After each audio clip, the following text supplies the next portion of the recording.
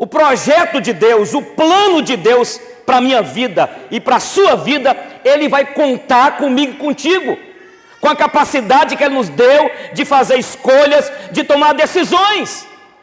Inclusive, Jesus Cristo, antes mesmo do mundo existir, Deus já havia projetado um destino para o seu Filho, que foi vir a este mundo e morrer numa cruz por nós. Foi humilhado. Deus já havia traçado um destino para o seu Filho, como já traçou os meus dias e os seus dias. Mas é loucura pregar que você tem que ficar agora acomodado. Deixa a vida me levar, a vida vai me levando aí. Não! Jesus Cristo veio a este mundo e Ele tomou as suas decisões, fez as suas escolhas, sempre em obediência ao Pai. Quando Ele chega no Getsêmani, naquele momento como homem, Ele tinha de submeter à vontade do Pai. Ele veio aqui com um propósito, Ele entendeu o seu propósito, havia um destino que era morrer numa cruz. Quando Jesus chega no Getsêmani, Ele fala algo para o Pai: se possível, passa de mim o quê? Este cálice. Ele não queria tomar o cálice. Como acontece também comigo e você, tem alguns momentos na nossa caminhada que nós não queremos fazer algumas coisas. Concorda ou não? E nós temos de fazer porque Deus nos colocou aqui com um propósito. Por isso que Jesus sabia o seu propósito. O maior problema nosso é não saber qual é o meu propósito. O que é propósito? É aquilo que eu devo fazer. É o porquê eu estou aqui. Jesus sabia quem Ele era, de onde Ele veio. Ele sabia por que Ele estava aqui, para onde Ele iria. E Ele sabia o que precisava fazer, o que precisava ser feito. E todo momento Jesus Cristo foi obediente ao Pai e foi até aquela cruz e morreu por mim e por você. Mas Ele tinha de tudo naquele momento, quando Ele diz: Pai, se for possível, afasta de mim, passa de mim este cálice, que eu não beba, contudo que seja feita a tua. Porque Deus tinha um propósito, Jesus tinha um destino, e o destino dele cumprido, as nossas vidas seriam mudadas, e a minha mudou e a sua mudou. A vida de Jesus, a vinda e a vida de Jesus aqui nessa terra, se Ele tivesse falhado, e Ele jamais falharia porque Ele foi perfeito, mas se Ele tivesse falhado, eu e você não estaríamos aqui. Então sabe o que eu aprendi, irmãos? Que o meu propósito aqui e o seu propósito, o destino meu, o futuro meu e seu aqui, tem algumas pessoas que dependem de nós. Você concorda ou não? A minha filha Luna depende de mim. Quando eu falo depende de mim, eu ainda posso somar muito na vida dela e de Melissa. Os teus filhos dependem de você. Há pessoas que estão na nossa volta que dependem de nós. Elas podem ser substituídas? Não.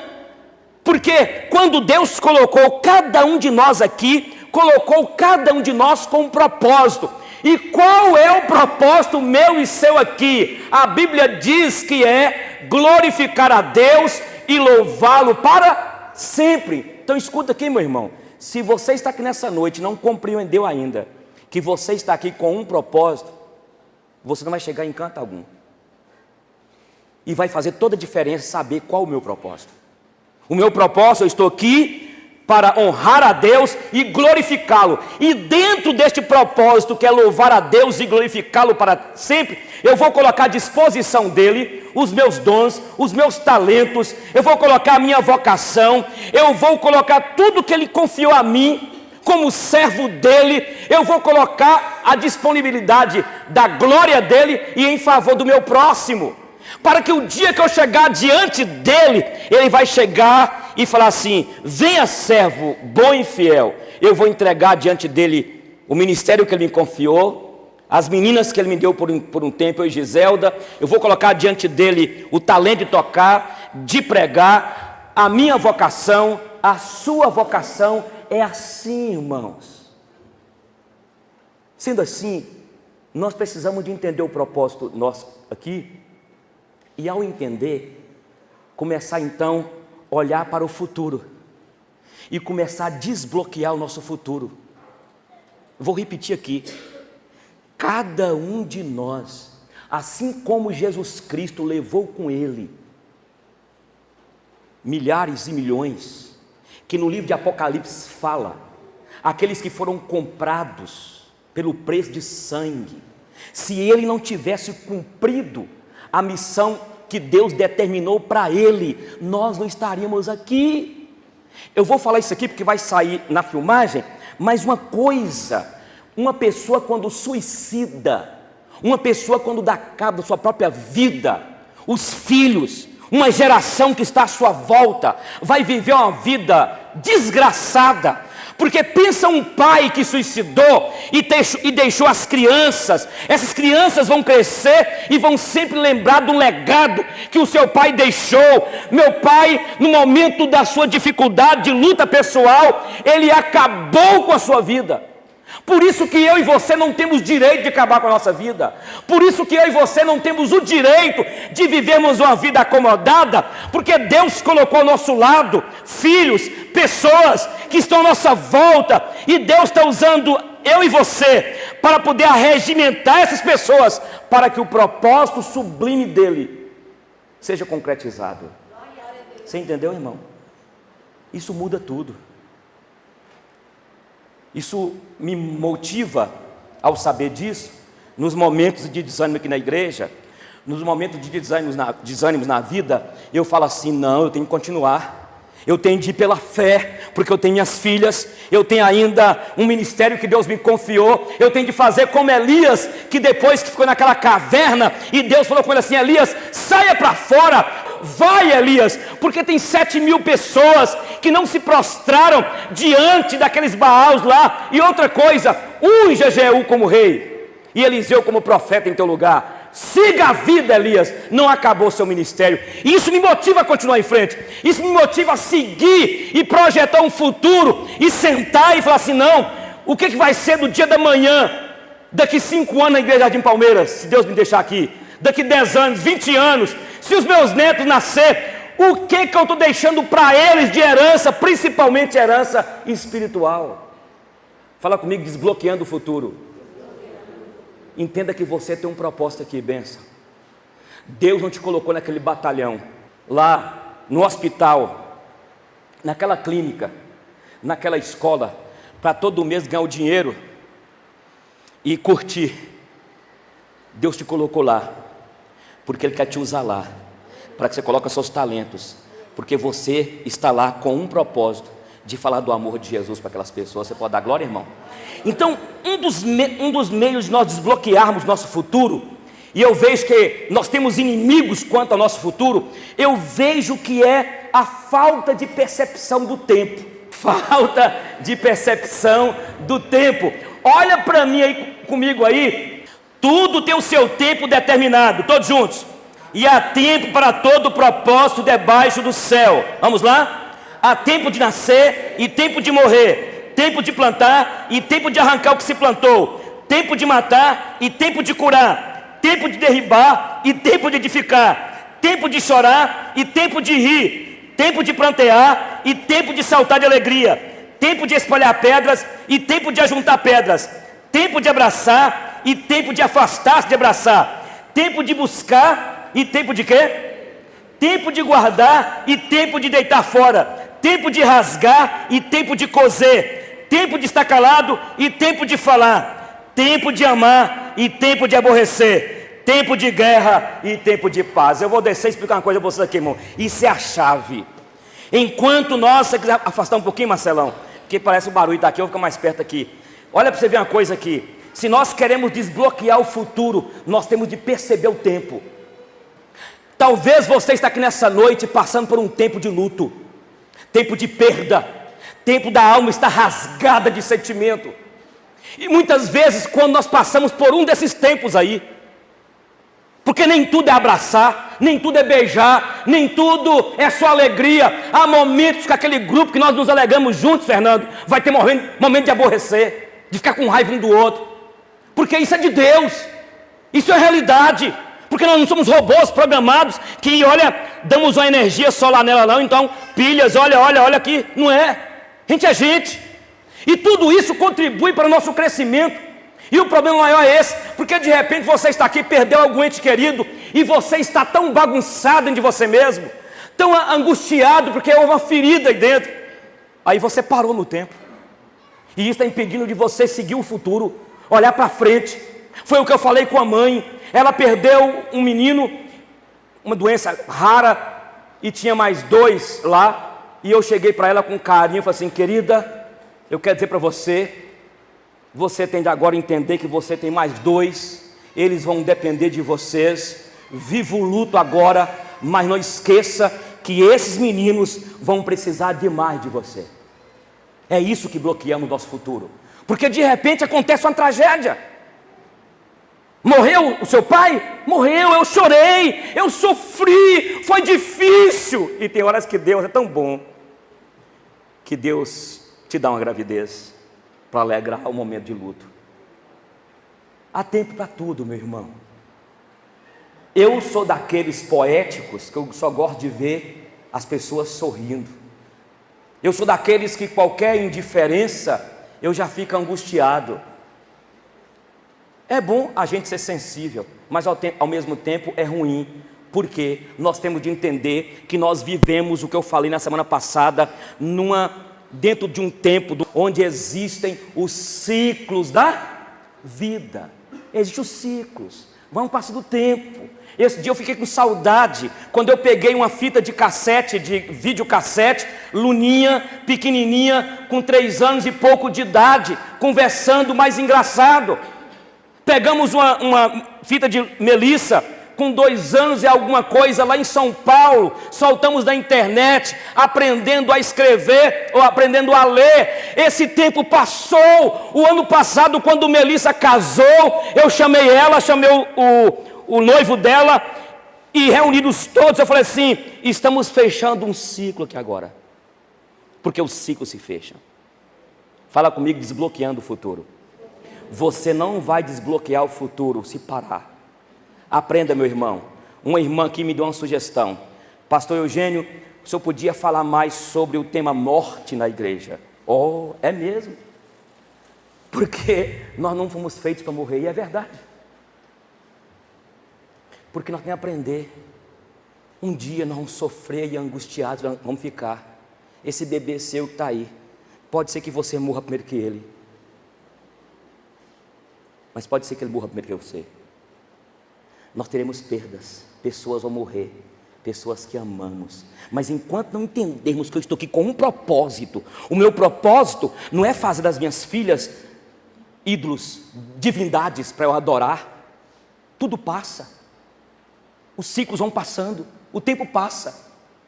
Quando eu entendo que eu estou aqui com um propósito, e o meu propósito é glorificar a Deus, e glorificar a Deus significa eu colocar os meus talentos, dons, diante dele para servir o próximo, e continuar entendendo que lá na frente ele já traçou os meus dias, o meu tempo já está traçado por ele, marcado que dia que eu vou morrer, e não temos como fugir disso, e eu e você iremos chegar lá, ou pode ser bem próximo.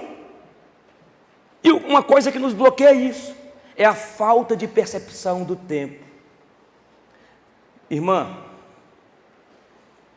entenda, minha irmã, vai ter momento que seu marido vai estar triste. Não é porque ele não te ama mais, porque a vida é assim. De vez em quando a vida nos azeda, sim ou não? A vida é assim. Nós passaremos por decepções com as pessoas, nós seremos muitas vezes desdenhados, nós seremos muitas vezes humilhados. Há tempo de ser humilhado, mas há tempo de ser exaltado. Há tempo de plantar, mas há tempo de colher. Há tempo de amar, mas há tempo de quê? Eu não acredito, Carla, que você me odiou.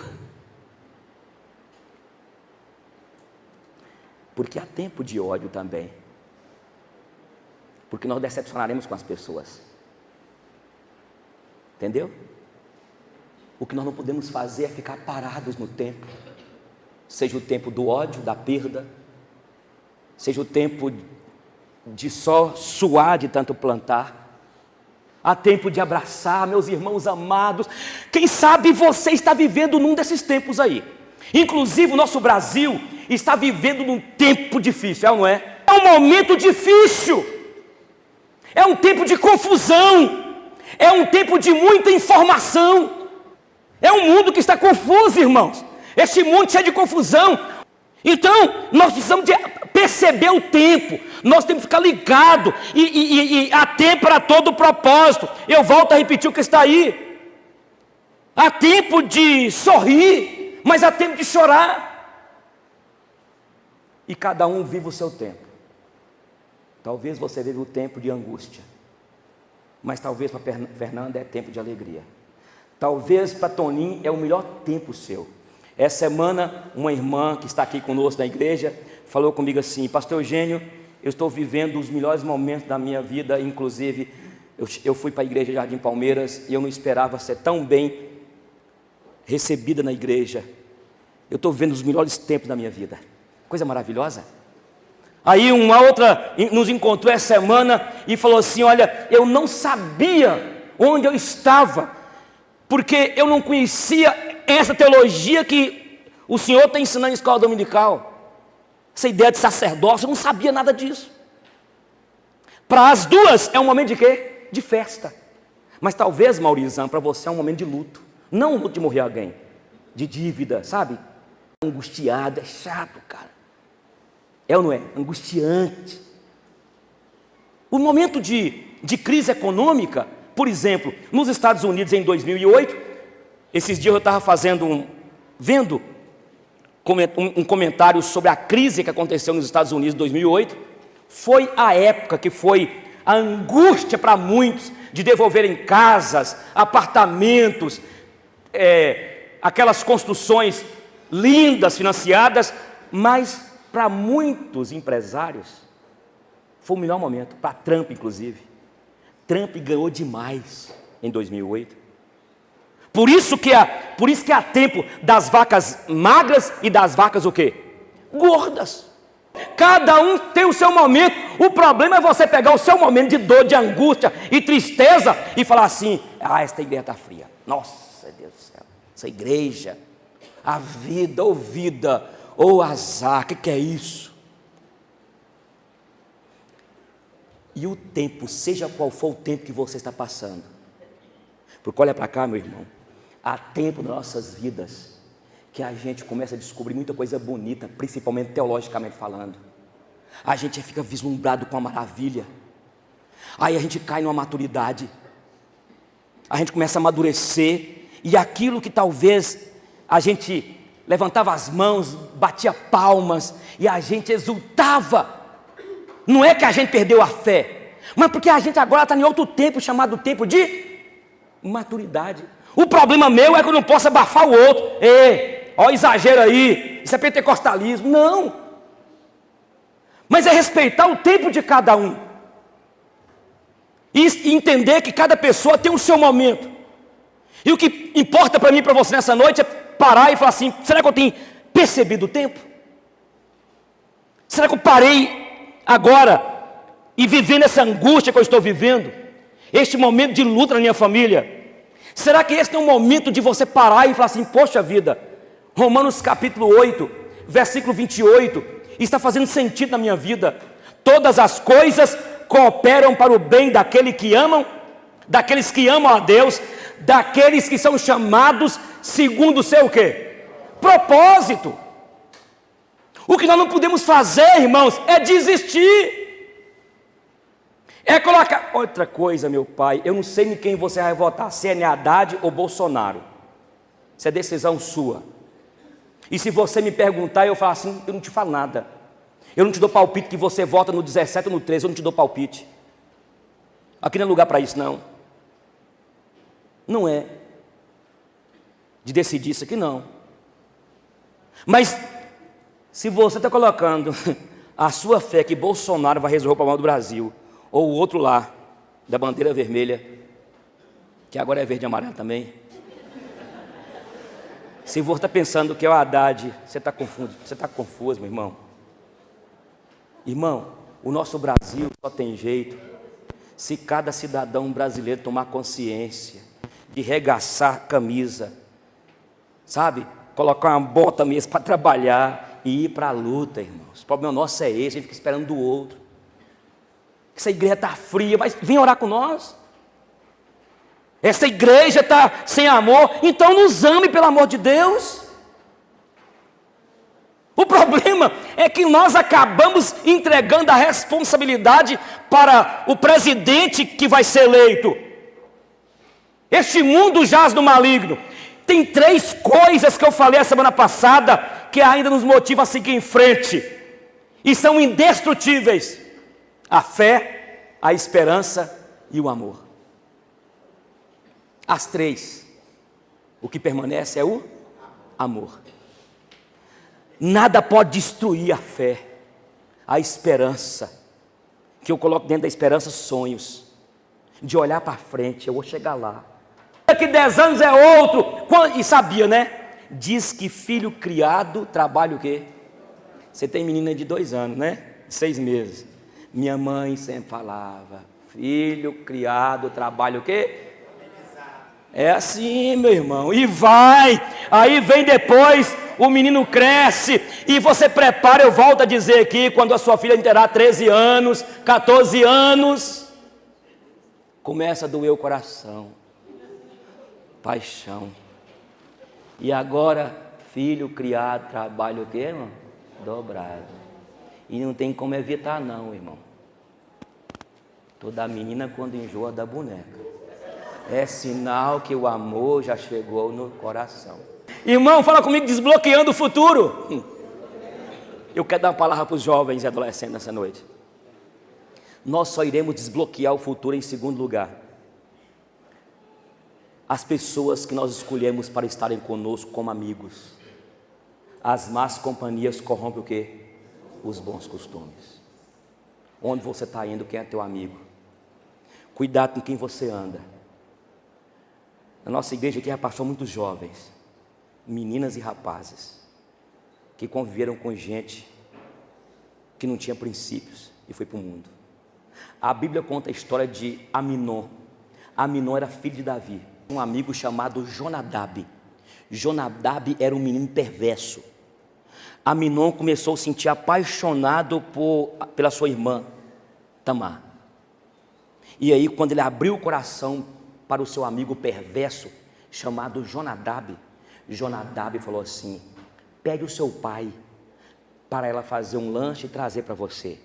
E quando ela chegar, você tranca a porta e você mantém relações com ela. Ele pediu o pai mandou então Tamar trazer o lanche para ele. Ele vai e fecha a porta e estupra a sua própria irmã. E os irmãos sabem da história que Absalão depois matou ele. E virou uma tragédia a casa de Davi. Eu quero dar uma palavra a você nessa noite, você que está aqui jovem, adolescente. Cuidado com quem você anda, com as suas amizades. Você tem que traçar um projeto para o seu futuro. O que você vai ser? Com quem você está convivendo? Quais são os seus amigos? As más companhias, Coríntios fala, corrompe os bons costumes. Muitas vezes é um rapaz da igreja, um menino joia, é uma menina joia, menina de Deus, aí de repente aproxima lá, uma colega da escola encosta perto dela, ou encosta perto dele, leva para as noitadas, daqui a pouco o menino se perde. Um futuro está nos esperar. Isso aconteceu com Sansão, você sabe a história de Sansão? Sansão falou assim: eu quero ela. Meu filho, não tem aqui pessoas entre nós para que você escolha como esposa. Não, eu quero ela. Eu quero ser feliz. Eu quero falar com você, me mostra na Bíblia depois, viu? Me mostra na Bíblia sua, onde a Bíblia fala que você está aqui para ser feliz. Não tem na Bíblia isso. Não tem. Porque essa não é a linguagem desse pessoal aí. O importante é você ser feliz, não é assim? No reino de Deus, a proposta da cruz de Cristo você vê perder, é tomar cruz.